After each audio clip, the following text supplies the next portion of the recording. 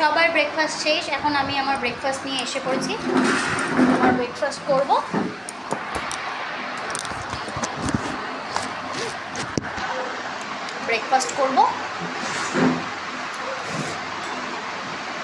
সবাই খাবার পরে আমি আমার ব্রেকফাস্ট করি।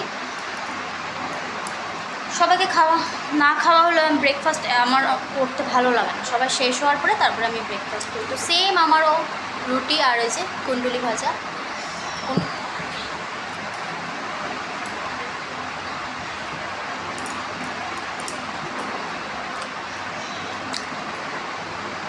আজকে আমাদের এখানে ওয়েদারটা অনেক গরম।